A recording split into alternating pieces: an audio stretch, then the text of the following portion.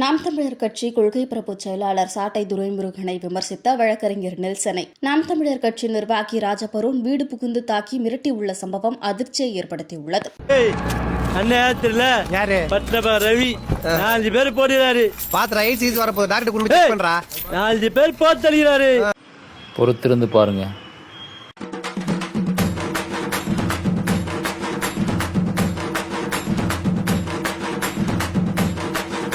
தக்காளி அடி சட்டியோட பிரிச்சு மேறாங்களா?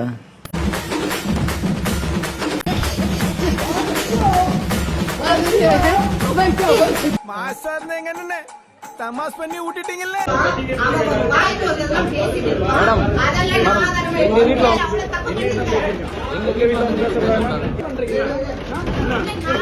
ரவுடித்தனமா பேசிக்கிட்டு இருக்க? ரவுடிதாயா, இல்லாட்டினா தொழில் பண்ண முடியுமா?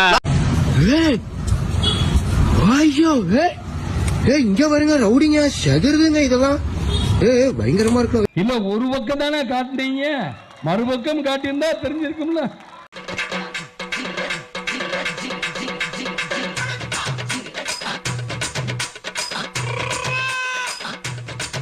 அந்த மூத்திர சந்துக்குள்ள 11 பேருமா 3 மணி நேரம் மூச்சு திணற திணற அடிச்சானுங்க.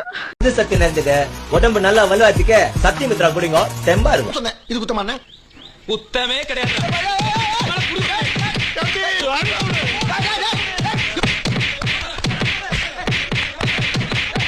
என்ன நான் போகும்போது நல்லா தான் இருந்தீங்க. ஒண்ணு இல்லடா, ஒரு சின்ன பாயிட்ரா. அண்ணே கொஞ்சம் திரும்புங்க. என்னடா மூக்குல ரத்தம்? வெளியூர் கூட்டி வந்ததுல கேள்வி மேல கேள்வியா கேக்குறீங்க. யானைக்காவலம் என்ன போயிட்டு இருக்கு, போயிட்டு இன்னைக்கு மிதியை வாங்கிட்டு வந்திருக்கு அதிமுக காரங்கிட்ட. ஏண்டா கந்து வெட்டி கோயிந்தா, நான் என்னமோ உன்னை பெரிய ரவுடிலடா நினைச்சேன். ஒரே அடியில பொசுக்குன்னு போயிட்டா. அதிமுக இந்த வீடியோ தான் வைரலா போயிட்டு இருக்கு.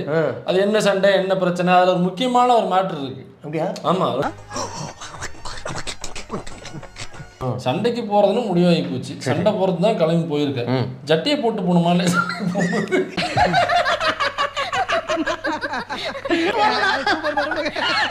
எனக்கு சிரிப்பு வரல. ஜட்டியை போட்டு போகணுமா? நீயே சொல்லுங்க. கரெக்ட் தான். கட்சி கூடையில அன்றாயிரடா தச்சு போட்டுருக்க. அன்றாயிரல கையெழுத்தாயா, அதுக்கப்புறம் ஒண்ணு இல்லையா? உனக்கு ஒண்ணு இல்லைன்னு எனக்கு தெரியும்டா.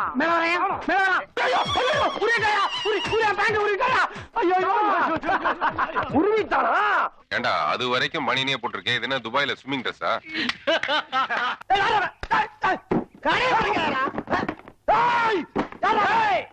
அவன் குடும்பக்காரா போயிடும். அம்மா அம்மா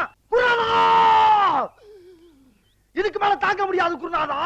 கட்ஜட்டியாவது எடுத்து போட்டு தான் நம்ம சண்டைக்கு போகணும். மானம் முக்கியம் இல்ல. போய் கைலி கீழே முதல்ல கைலி தான் அவரு வழக்கமா சண்டைக்கு போறாங்களுக்கு தெரியும். மனுஷன் அவங்க ஒரு ஈவு இறக்கம் இல்லாம நடந்துக்கிறாங்க. இது சும்மா உடம்பு வளர்த்து வச்சுட்டு ரீல்ஸ் போட்டுட்டு இருந்தது முறையா சண்டைக்கு போயிருக்கு. சட்டியை போட்டு போடுமா இல்லையா ப்ரோ? அவுத்து விட்டாங்க, சட்டி போடாம.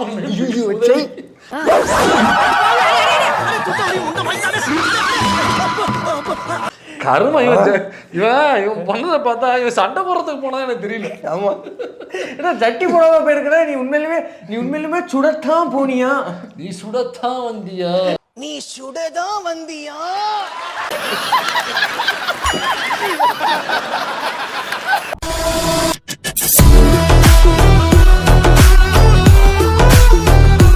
இவனை எச்சரிச்சு இந்த கட்சி விஷயத்தை எழுதுனா அடிக்க சொல்றா. வீடேறி வெளுத்து போடுங்கடா. ஆளுக்கு பதிவு போட இது பண்ண இதெல்லாம் அனுமதிச்சுக்கிட்டு இருக்கீங்க எல்லாமே. சமூக வலைதளங்களை நாம் தமிழர் கட்சியை பத்தியோ அண்ணன் சீமானை பத்தியோ சீமானை பத்தியோ இல்ல கட்சியில இருக்கிற முக்கியமான ஆள்களை பத்தி யாரை பத்தி எழுதினாலும், இல்ல கட்சியில இருக்கிற முக்கியமான ஆள்களை பத்தி யாரை பத்தி எழுதினாலும் ஒரு குரூப் அட்டாக் பண்ணும் அப்படிங்கிற பயம் உருவாக்கணும். நம்ம ராசா கூட்டு போ ராசா, அவனை போட்டுற கீட்டுற போறங்கிற மாதிரி. ஐயோ சாமி, வேற கூட்டு போங்கடா, கோவத்துல போட்டுற போறேன். கூட்டு எப்பா ஏய் முடியல, உண்மையில முடியலங்க. முடியல சத்தியமா முடியல. ஒரு மனுஷன் எவ்வளவுதாயா கஷ்டப்படுறது. முடியலடா. ஒரு கூடாரத்துல ஒருத்தன் தற்குறியா இருக்கலாம், ஒட்டுமொத்த கூடாரமும் தற்குறியா இருப்பது. ஒருத்தன் பைத்தியமா இருந்தா சமாளிக்கலாம், மொத்த பேரும் பைத்தியமா இருக்கா. நான் சாமி முன்னாடி மட்டும்தான் சைலண்டா பேசுவேன். சக்கட முன்னாடிலாம் இல்ல. ஒரு தடவை முடிவு எடுத்துட்டேன்னா என் பேச்ச நான் லூஸ் தான் கேட்காது.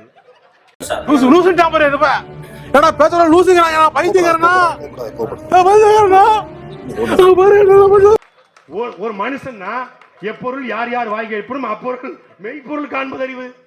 மனுஷங்க போடுறீங்களா? ஏன்டா போடுறீங்க? ஏன்டா போடுறீங்க? எப்பொருள் எத்தன்மையாயினும் அது அப்பொருள் மெய்த்தன்மை காண்பது அறிவு. உன்னுடைய சுய அறிவுக்குட்படுத்து. நான் ஒரு தடவை முடிவெடுத்து என் பேச்ச நானே கேட்டு லூஸ் தான் கேட்காது.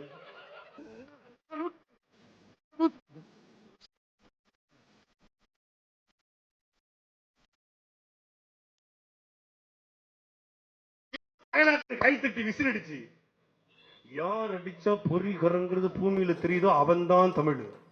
அப்ப நீ இல்லல்ல.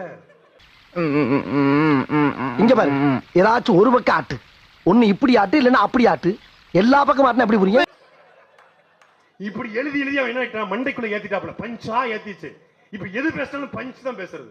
யார் அடிச்சா பொறி கலங்கி பூமி உதறது ஓட்டம். இது ரேடியோல டிவி திரைப்படத்துல கில்லி படத்துல வந்து கில்லி வந்துட்டான்டா களத்துக்கு. அவன் பேர் என்ன? கில்லி படத்துல வேலு வேலு வந்துட்டான்டா. இனி கூத்து ஆச்சு பூச்சி சந்தில போட்டாச்சு எல்லாம் அப்படி அப்படி போடுவாங்க. திரைப்படத்தை போடுவாங்க. தந்தி டிவி கேமராமேன் சாயந்தரம் வர அப்படின்னு சொல்லியிருந்தாரு. எங்க வீட்டுக்கு பக்கத்துல வந்து டிரைனேஜ் ஒர்க் நடக்கிறதுனால நீங்க வீட்டுக்கு வர முடியாதுப்பா, ஜூம் மீட்டிங்ல வந்துடுறேன்னு சொன்னேன். ஏன்னா அடிச்சு பிகில் கேட்டுதான், நல்லா ஸ்டுடியோல கேட்டுதான் கார்கே. ஓ விசில் அடிச்சீங்களா? ஓ பிகில் சத்தம் கேட்கலையா? ஆளாளுக்கு ப்ராப்பர்ட்டி சிம்பிள் எடுத்து கேட்கல ஐயா ஐயா, ஆளாளுக்கு விசில் எடுத்து வந்தா என்ன பண்றது? யூ டிராப்ட் திஸ்டா மாட்டிக்க. என்ன கேப்பா போடு நல்லா இருக்கும், உனக்கு உனக்கு சூட்டா இருக்கும். வேற பால் வாங்கணும் மூக்குல மாட்டுறதுக்கு, அது மட்டும் வாங்கிட்டு.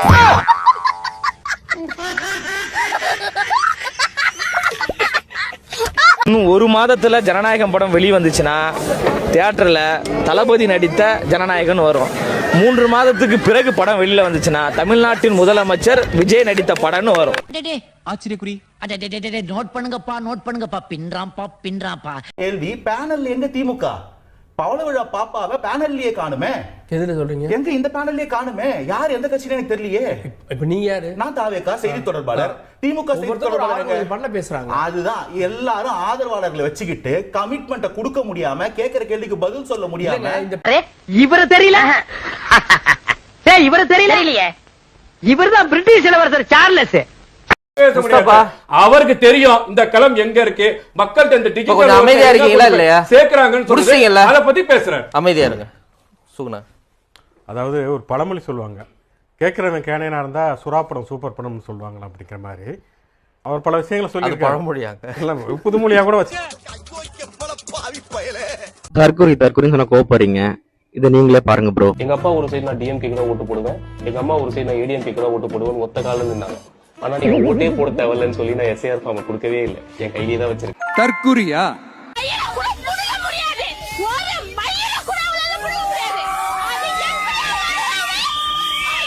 தற்குறியா? சப்போர்ட் நான் விஜய்க்கு தான் பண்ணுவேன். ஃபுல்லாவே என் ஃபேமிலில மொத்தமே எங்க அம்மாட்ட சொல்லிருக்கேன், இந்த வருஷம் நீ ஓட்ட மாத்தி போட்ட உன்னை சோத்துல அவஸ்தை வச்சு கொண்டுருவேன்னு சொல்லிருக்கேன். தற்குறியா? சரியான பொட்ட வேலை செய்யறேன்னா கீச்சிருவோம், கொட்டையை நசிகத்துருவோம். பிளாஸ்ட் தான். 2 3 கூட்டினா எத்தனை? 5ன்றது யார் பேர் தெரியுமா? VIJAY. சும்மா லாஜிக்கே இல்லாம தற்குறி. What bro, this is wrong bro.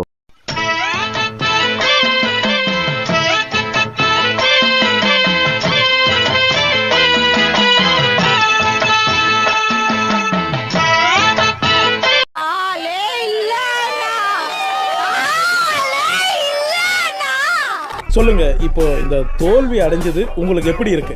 நான் நல்லா தான் இல்ல என்னன்னா நான் சொல்ல வர்றது என்னன்னா, இப்போ இந்த தருணத்துல இந்த தோல்வி உங்களுக்கு எந்த அளவுக்கு பாதிச்சிருக்கு அதுதான் தேவை எனக்கு.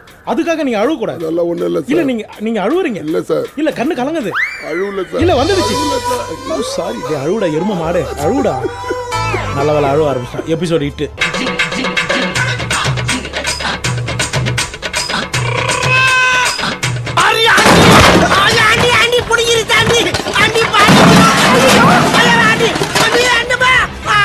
ஆண்டி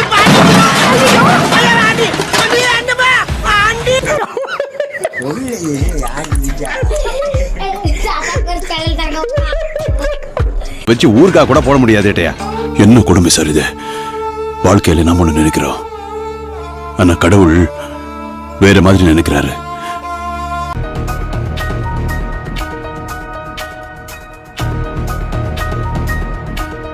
விஜயை பார்க்கணுன்ற ஆசையில விஜயோட பிரச்சார வாகனத்துல தொங்கிட்டு வந்த பையன் ஒருத்தனோட கையை வந்து பவுன்சர்ஸ் வந்து தன்னோட பூட்ஸ் காரால மிதிக்கிறாங்க. எவ்வளவு பெரிய ஒரு மோசமான விஷயம் பாருங்க. அண்ணே கட்ட விட்டு விடுறது கட்டவே இல்ல போடா கட்டு.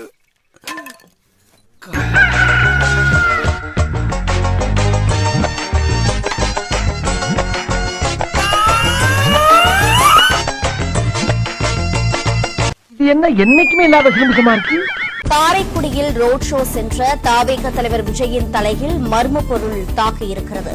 டேய் டேய் எவன வந்த? டேய் யாரவ? டேய் டேய் காரே வரீங்கடா. டேய் டேய் காலை வந்து அறுத்துருவேன். அம்மா அம்மா டேய் இந்த அஞ்சாவது வாரம் அழிச்சு போடா. நான் பேசிக்கிட்டு போய் வாயில எறிவீங்களா? டேய் டேய் அளவாடா இருக்கே. டேய் டேய் வேணாம். ஒருத்தருக்கு பிறந்திருந்தா இப்ப எறி. டேய் எவன்டா செருப்பு அடிச்சவன்? உனக்கு தைரியம் இருந்தா இன்னொரு செருப்பு அட பார்க்கலாம். மறுபடியும் அடிக்கிறாயா? டேய் மடிச்சியா உள்ள செருப்பு நான் பாத்துக்கிறேன். யோ என்ன செருப்படி வாங்குறதுக்கு நீங்க கூட்டி வந்து. ஏய் அழறியா? போயிட்டு போய் விடுங்க. தாவேகா கட்சி ஆரம்பிச்சதுல இருந்து தமிழ்நாட்டுல விஜய் வந்து புதிய நிறைய சீனை கிரியேட் பண்ணுவாரு அப்படின்னு பார்த்தா ஏற்கனவே படங்கள்ல வந்த சீன்ஸை வந்து ரீக்ரியேட் பண்ணிட்டு இருக்காரு. இப்படி எக்கச்சக்கமான சீன்ஸை வந்து ரீக்ரியேட் பண்ணி மீம்ஸ் போடுறவங்களுக்கு வந்து கண்டென்ட்டா ஒவ்வொரு நாளுமே கொடுத்துக்கிட்டு இருக்காரு. என்ன எழவே அது. அப்படி இது வரைக்கும் என்னென்ன சீன்லாம் கிரியேட் பண்ணிருக்காரு அப்படின்றத எடுத்து பார்த்தா அது பெருசா போகும். அதனால சில சீன்களை மட்டும் இங்க குறிப்பிட்டு சொல்றேன். அதுல உங்களுக்கு ஃபேவரட் என்ன, நான் மிஸ் பண்ணது எல்லாமே கமெண்ட்ல வந்து நீங்க மென்ஷன் பண்ணுங்க. கட்டிபுடுறா தளபதி அவர்களின் தளபதி. ஃபர்ஸ்ட் வந்து கேடி பில்லா கில்லாடிறாங்க. அதாவது ரீசெண்டா பெரம்பூர்ல வந்து வேட்புமனு தாக்கல் பண்ணியிருந்தார்ல, இந்த வேட்புமனு தாக்கல் பண்ணதுக்கு அப்புறமா அவரோட அசையும் சொத்து அசையா சொத்து இப்படி ஏகப்பட்ட விஷயங்கள் வந்து வெளியே வந்துச்சு. அதுல ரொம்ப கவனிச்சு பார்க்க வேண்டிய விஷயம் என்னன்னா, அவர் புசியானத்துக்கு வந்து 3 கோடி ரூபாய் கடன் கொடுத்தது வரைக்கும் ஓகே அப்படின்ற மாதிரி சொல்லலாம். ஆனா மனைவி மகள் மகன் அப்பா அம்மா எல்லாருக்குமே கடன் கொடுத்திருக்காரு. கேடி பில்லா கில்லாடிறாங்க படத்துல ஏதாவது ஒரு சின்ன பிரச்சனை வந்துட்டா டெல்லி கணேஷ் வந்து உள்ள போய் ஒரு டைரி எடுத்துட்டு வந்து இது வரைக்கும் உனக்கு படிக்க வச்சது, சாப்பாட்டு செலவு, ஒரு நாளைக்கு இவ்வளவு செலவாயிருக்கு, இதெல்லாம் பாத்துக்க அப்படின்னு சொல்லிட்டு ஒரு டைரியை தூக்கி போடுவார்ல, அப்படியே அந்த சீன் அப்படியே தலைவர் விஜய் வந்து ரீக்ரியேட் பண்ணியிருக்காரு. உண்மையிலே ஜோக்கர் தான். அடுத்து உன்னை போல் ஒருவன்ல வந்து மோகன்லால் ஆபீஸ்ல உட்கார்ந்து இருக்கும் போது சார் ஸ்டார் வந்து வந்திருக்காரு உங்களை மீட் பண்ணணும் அப்படின்னு சொல்லிட்டு பார்த்தா அன்னைக்கு டாப் ஸ்டாரா அந்த படத்துல இருக்கக்கூடிய ஸ்ரீமன் வந்து உள்ள வருவாரு. அது என்ன கேள்வி? Of course. இவங்க எல்லாம் யாரு அப்படின்னு கேட்கும்போது நான் தான் தலைவர், இவங்க எல்லாம் என்னுடைய உயிர் ரசிகர்கள். உயிரெல்லாம் கொஞ்சம் பாசலே இருக்கு. ரசிகர் மன்றத்துல உள்ளவங்க எல்லாம் வெளியே இருக்கட்டும், நீங்க மட்டும் இருங்க, என்ன பிரச்சனைன்னு சொல்லுங்க அப்படின்னு கேட்கும்போது எனக்கு வந்து பாதுகாப்பு வேணும் அப்படின்ற மாதிரி சொல்லி அதுக்கான மனுவை வந்து கொடுப்பாரு. விஜய் கட்சி ஆரம்பிச்ச நாள்ல இருந்து முதல் நாள் வேட்பாளரா தொகுதிக்கெல்லாம் போயிட்டு பிரச்சாரம் போறது வரைக்கும் விஜய் திரும்ப திரும்ப கேட்டுட்டு இருக்கக்கூடிய ஒரு விஷயம் வந்து எனக்கு பாதுகாப்பு வேணும், போலீஸ் பாதுகாப்பு வேணும் அப்படின்றதுதான். ஸோ உன்னை போல் ஒருவன் சீனையும் மனுஷன் வந்து ரீக்ரியேட் பண்ணிட்டாரு. சீன்ஸ் தான் ரீக்ரியேட் பண்ணிட்டு இருக்காரு அப்படின்னு பார்த்தா விளம்பரங்களையுமே ரீக்ரியேட் தான் பண்ணிட்டு இருந்தாரு. ஒரு ஜோஸ் ஆலுகாஸ் ஆட் அப்படின்னு நினைக்கிறேன். அன்னைக்கு வந்து மாடியில இருந்து கீழே இறங்கி வருது. இன்னைக்கு வந்து அவரோட மேடம்க்கு வந்து பர்த்டே, தன்னோட மகள் வந்து ஐஏஎஸ்ல பாஸ் ஆயிட்டா அப்படின்னு சொல்லிட்டு சார் கிட்ட போய் சொல்லணும் அப்படின்னு சொல்லிட்டு டிரைவர் வெயிட் பண்ணிட்டு இருப்பாரு. ஆனா அதை சொல்றதுக்கு டைமே இருக்காது. நேராக ஜோஸ் ஆலுகாஸ் போயிட்டு ஒரு கம்மல் வாங்கிட்டு அப்படியே அவரோட வீட்டுக்கு வந்து வழி சொல்லி கூட்டு போவாரு. கூட்டு போயிட்டு அங்க போய் மகளுக்கு வந்து அதை கிஃப்டை கொடுத்து வாழ்த்துக்கள் அப்படின்னு சொல்லிட்டு ஒரு சல்யூட் வைப்பாரு. அப்படிதான் அவரோட டிரைவரோட பையனுக்கு சீட்டு கொடுத்து அந்த ஜோஸ் ஆலுகாஸ் விளம்பரத்தையுமே தலைவர் வந்து ரீக்ரியேட் பண்ணியிருக்காரு. நமக்காக நம்மளோட இருக்கிறவங்களும் நமக்கு சொந்தம் தானே. மாஸ்டர்ல வந்து தேர்தல் காலத்துல நடக்கிறப்ப விஜய் வந்து கௌரி கிஷன் கிட்ட போய் சொல்லுவாரு, நல்ல ஸ்பீக்கர்ஸ் தான் பெரிய லீடர்ஸ் இருக்காங்க, நீ போல்டா பேசணும் சவி, அடுத்தவங்க பண்ண குறைய மட்டுமே சொல்லி போட்டு கேட்காம நீ என்ன பண்ண போறேன்னு சொல்லி போட்டு கேட்கணும் அப்படின்ற மாதிரி சொல்லுவாரு. அதை கண்ணாடியை பார்த்து அண்ணா அது கண்ணாடினு அப்படின்ற மாதிரி சொல்லிக்கலாம். ஏன்னா அது அப்படியே மனுஷன் ஒவ்வொரு தடவையும் பேசும்போது ரீக்ரியேட் பண்ணிட்டே தான் வந்துகிட்டு இருக்காரு. அடுத்து ரீல்ஸையுமே ரீக்ரியேட் பண்ணியிருக்காரு அப்படின்ற மாதிரி தான் நமக்கு தோணும். லுங்கி பாய்ஸ் ராஜ் பிரியன் அந்த ஹரி அந்த காம்போ இருக்குல்ல, அதுல வந்து ஒரு நார்த் இந்தியன்ஸ் ரீல்ஸ் மாதிரி ஒன்று பண்ணியிருப்பாங்க.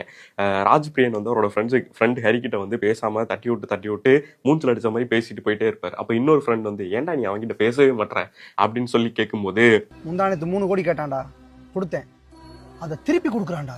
அந்த மாதிரி அழுதுகிட்டே ஓடுற மாதிரி ஒரு ரீல்ஸ் பண்ணியிருப்பாங்க. இந்த 3 கோடி ரூபாய் புஷியானத்துக்கு வந்து கடன் கொடுத்துருக்காரு அப்படின்னு தெரிஞ்சதுக்கு அப்புறமா ரீசெண்டா வந்து புஷியானந்த் வந்து கேமரா முன்னாடி வந்து விஜய் தவிர்த்துக்கிட்டே இருக்காரு அப்படின்ற மாதிரிலாம் மீம்ஸ் வீடியோஸ்லாம் கிளிப்ஸ் எல்லாம் வெளியாகும் போது இந்த சீனை தான் ரீக்ரியேட் பண்றாங்க போல அப்படின்ற மாதிரி நமக்கே வந்து தோண ஆரம்பிச்சிருச்சு. என்ன பிடிக்காதுல்ல உனக்கு? விஐபியில் தனுஷ் வந்து கடைசியில் அவருக்கு ப்ராஜெக்ட்லாம் ஓகே ஆகி அந்த பில்டிங் வந்து பூஜை போடுறதுக்காக போயிட்டு இருக்கும்போது கார்லாம் நின்றுட்டு இருக்கும். காரில் ஏறாமல் அவரோட அந்த சைக்கிள் மொபைல் ஒன்று நின்றுட்டு இருக்கும்ல, அதில் ஏறி போவார். அவர் கடைசியாக எலெக்ஷனுக்கு ஓட்டு போட போகும்போதும் அதே மாதிரி சைக்கிளில் ஏறி ஓட்டு போட போனார். இந்த தடவையும் அந்த வேட்புமனு தாக்கலில் அவர்கிட்ட இருக்கக்கூடிய அசையும் சொத்துக்கள் வந்து டிவிஎஸ் எக்ஸல் ஒன்று இருந்துகிட்டு இருக்கும். அதெல்லாம் பார்க்கும்போது விஐபி சீனையுமே தளபதி விஜய் வந்து பக்காவாக ரீக்ரியேட் பண்ணியிருக்காரு அப்படின்ற மாதிரி தான் தோணுச்சு. இந்த மாதிரி கத்தி, சர்க்கார் ஏகப்பட்ட படங்களை வந்து ரீக்ரியேட் பண்ணி அப்படியே வந்து வாழ்ந்துட்டு இருக்காரு தலைவர் விஜய். இதுல உங்களுக்கு ஃபேவரட் என்ன அப்படின்றத கமெண்ட்ல சொல்லுங்க. எந்த சமையலும் ருசி